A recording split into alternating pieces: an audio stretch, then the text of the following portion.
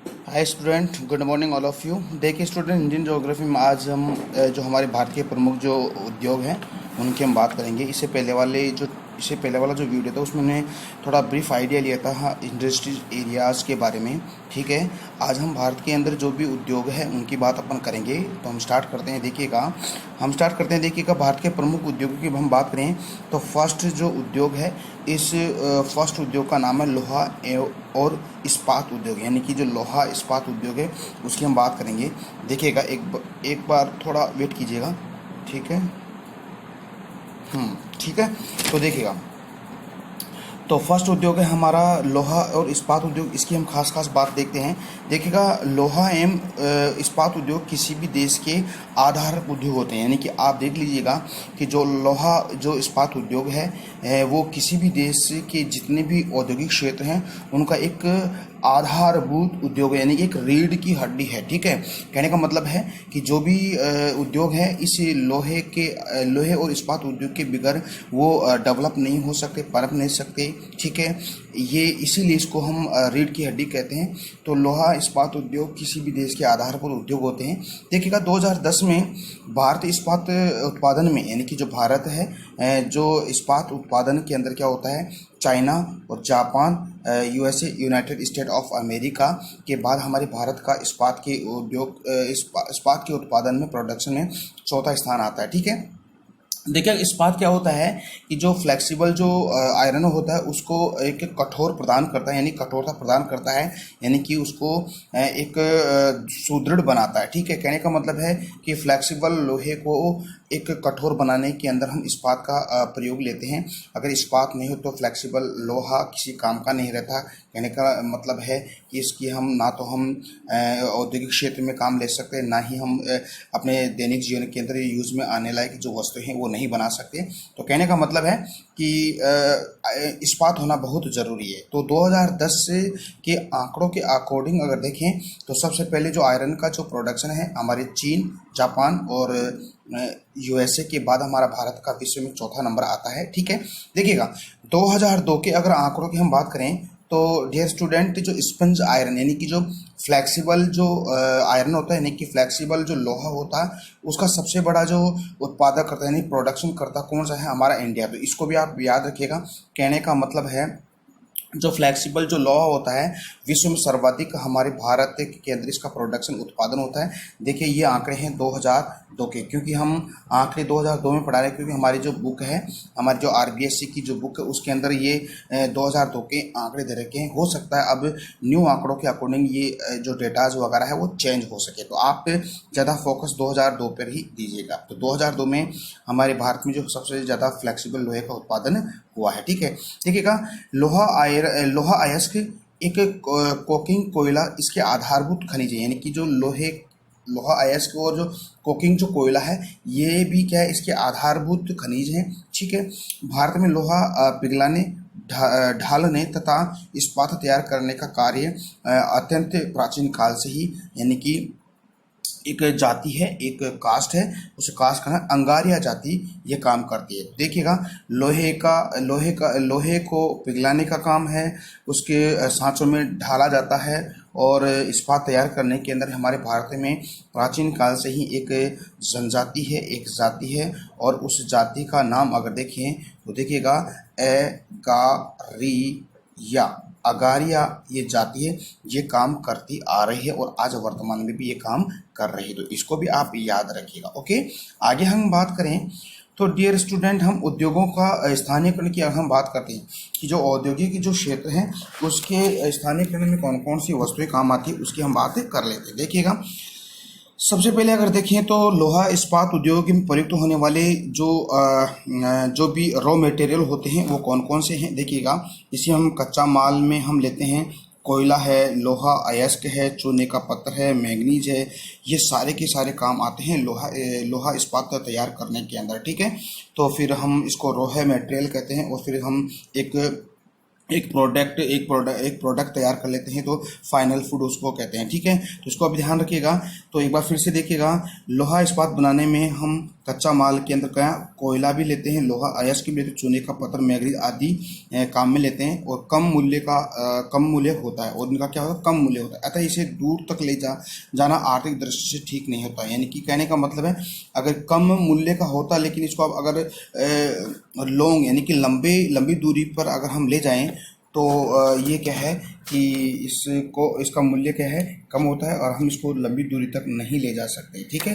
क्योंकि कम मूल्य की वस्तु को अगर हम दूर तक ले जाते हैं तो उसकी जो लागत आती है, जो ट्रांसपोर्टेशन है, वो बहुत ही ज़्यादा लग जाता है। इसीलिए ये सही नहीं है, ये अच्छा नहीं है, ठीक है।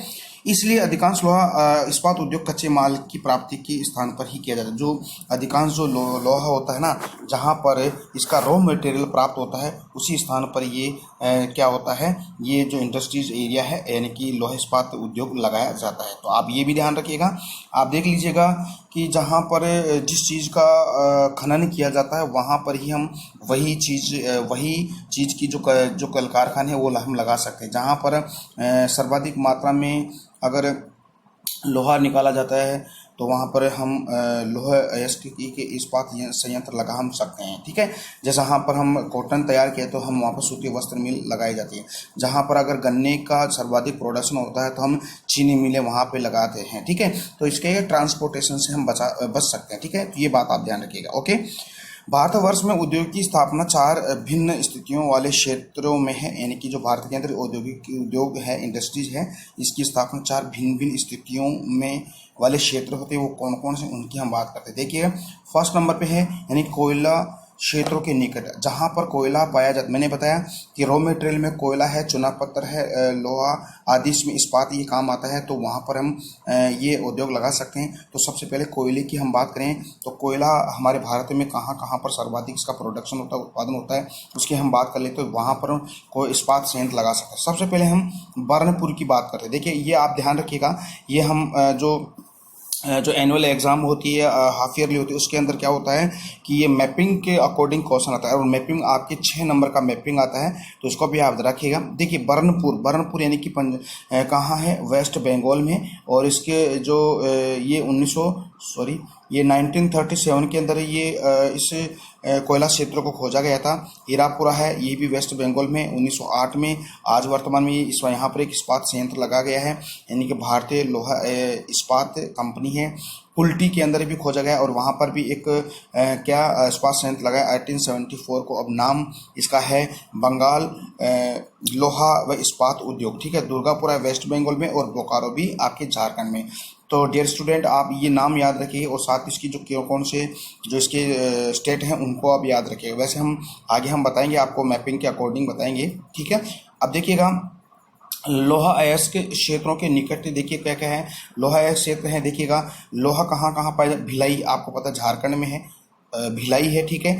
दूसरा राउरकेला है आपका ओडिशा में, भद्रावती कर्नाटक में, सैलम आपके तमिलनाडु में, और विजयनगर कर्नाटक में। तो डियर स्टूडेंट, ये भी एक मैपिंग के ही क्वेश्चन आते हैं, तो ज़रा आप इसको ध्यान में रखिएगा कि कौन सा क्षेत्र कहाँ पे है, और उसका आप विद लोकेशन मैप में आप देखिएगा, ठीक है। हम आगे बताएंगे, तो इसको भी ध्यान रखिए। एक बार फिर से देखिएगा, जो भिलाई है वो झारखंड में, राउरकेला उड़ीसा में, भद्रावती कर्नाटक में, सैलम है आपके तमिलनाडु में, और विजयनगर आपके कर्नाटक में, ठीक है। अगले अगर बात करें तो कोयला एवं लोहा इस्पात के मध्य टाटा इस्पात कारखाना है, ठीक है। ऐसे के मध्य क्या है, टाटा इस्पात कारखाना है।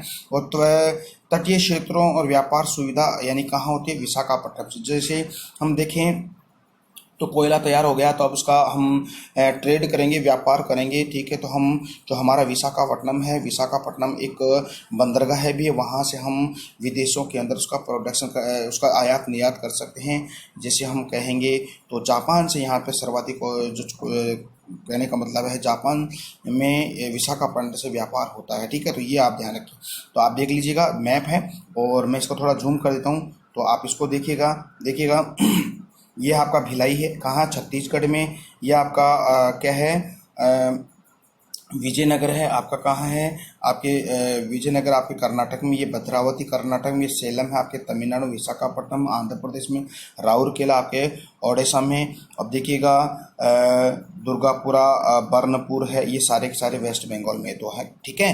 तो आप इसको भी याद रखिएगा, ओके। अब हम बात करते हैं आगे की। देखिएगा हम एक कंपनी है, एक जो हमारी टिस्को है, यानी कि Tata iron and steel company है, लोहा इस्पात संयंत्र लगाए, ये हम पढ़ते हैं। ठीक है, तो फर्स्ट जो कंपनी है उसको हम कहेंगे Tata iron and steel company, और इसको हम शॉर्ट में इसको हम क्या कहेंगे, टिस्को कहेंगे। तो इसको भी याद रखिएगा। टिस्को को कैसे याद करोगे, यानी कि टाटा आयरन एंड स्टील, यानी टिस्को में इसको ये 3-4 कंपनी ऐसे ही नाम पे आप इसको याद रखिए। देखिए स्टार्ट करते हैं। ओके, देखिएगा। सबसे पहले अगर बात करें तो भारत का पहला बड़ा कारखाना, यानी कि भारत का सबसे बड़ा कारखाना है, और जहां पर भारत का 20% इस्पात तैयार किया था, और यहां पर हम 20% इस्पात तैयार करते हैं। इस कारखाने में इस्पात के अलावा लोहे के जो गर्डर है ये बनाए जाते हैं, रेल जो होती है रेल के सामान भी बनाए जाते हैं, और कांटेदार जो तार होते हैं वो भी यहाँ पर बनाए जाते हैं। तो कहाँ पे, टिस्को कंपनी में। आगे बात हम करें तो टाटा लोहा इस्पात यानी कि मुंबई कोलकाता रेलवे मार्ग से इसके के बहुत निकट स्थित है, यानी कि ये मुंबई बंदरगाह है यहाँ, और कोलकाता का जो आपका रेलवे मार्ग है यहाँ से इसका प्रोडक्शन, यहाँ से इसका ट्रेड होता है। ठीक है, अगर हम बात करें इस कारखाने में पर्याप्त जल जो प्राप्त होता है वो कहाँ से होता है, वो सुवर्ण रेखा एक नदी है वहाँ पे है। ठीक है, और देखें तो जो नोआ मंडी है और बादाम पहाड़ियाँ, वहाँ से यहाँ पर क्या है, जल की पर्याप्तता होती है, यानी कि जल तो आपकी स्वर्ण नदी, ये याद रखिएगा नदी का नाम, और लोहा कहाँ, नोआ मंडी और बादाम की पहाड़ियों से इस कारखाने को लोहा प्राप्त होता है। टाटा स्टील, यानी कि कहने का मतलब है पूर्व में Tata iron and steel company अर्थात टिस्को के नाम से जाना जाता था। यह भारत की प्रमुख इस्पात कंपनी है। ठीक है, जमशेदपुर ध्यान रखिए, ये भी मैप में आता है आपके, यानी झारखंड में है।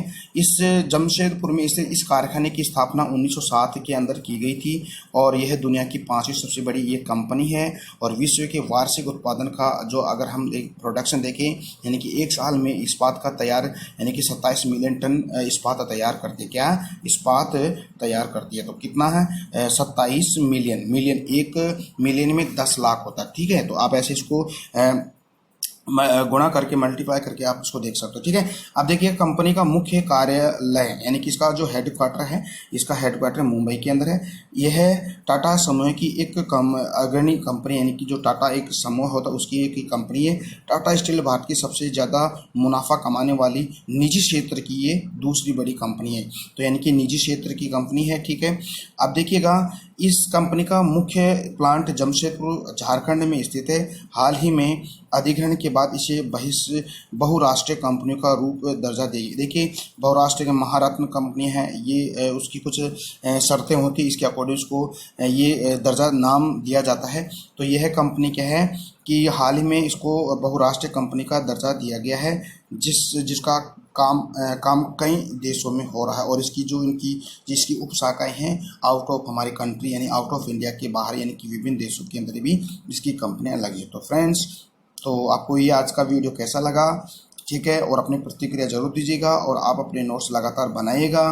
ठीक है, और अपने ग्रुप है उसमें इस ग्रुप में डालिएगा। ठीक है, तो हम फिर कल मिलते हैं अगले टॉपिक के साथ, तब तक के लिए नमस्कार।